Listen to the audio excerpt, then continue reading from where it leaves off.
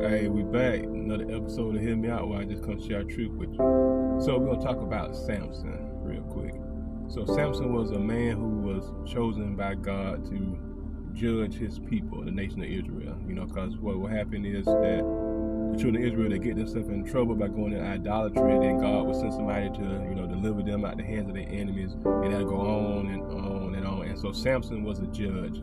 So from his birth, he was chosen by God, but even before he was born, that he was going to deliver his people. But the thing about Samson, though, even though he was chosen by God, and God had his blessings and his spirit on him, Samson wasn't right. You know what I'm saying? Samson was living in sin. Samson was sleeping around. Samson had anger issues.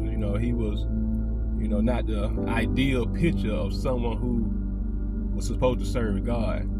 And we can look at Samson and see that a person can have a relationship with God, but they can also live in sin. But hold up, wait a minute before you call me a heretic. You know what I'm saying? Say, off with his head. Wait a minute, listen to me. A person who says that they know God and they're living in sin, there are two things that are going to happen. One, either that person is going to change. They're going to stop living in sin. Just like the prodigal son. The prodigal son went off living in sin, spending all his money, but he came to his senses and said, I'm going home to my father because this ain't right. So he went home. So a person who says they know God and they living in sin, if they truly know God, they will return. They will stop. They will stop. Another thing, a person who says they know God and they're living in sin, what will happen to them sometimes is God will severely judge that person. He will let all type of things happen to that person to get their attention. And sometimes God will even take that person's life to save them from themselves.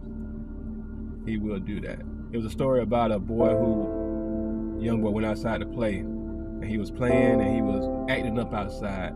And so the mom said, listen, hey, stop throwing rocks at the window or you'll come inside. And the child said, yeah, mom, all right, I got you. The child go back outside, throw rocks again. And the mama said, hey, listen, I told you, stop throwing rocks or you're gonna come inside. Okay, mama, I'm gonna stop. And then the child went outside and threw rocks again. And the mother went outside and snatched the boy up. And sometimes God does that to you and me. We go around saying that I love God, yeah, I'm God's son, I'm God's daughter, and we go out living sin. And so sometimes God has to call us home because we don't want to do right. So it's very dangerous, man. You got to be careful because you can live in sin and you can fool yourself and think that you know God and you really don't. And so you don't want to cross that line. You don't want to be where I know God or maybe I don't. Listen, the Bible says judge yourself. Examine yourself to see if you're truly in the faith.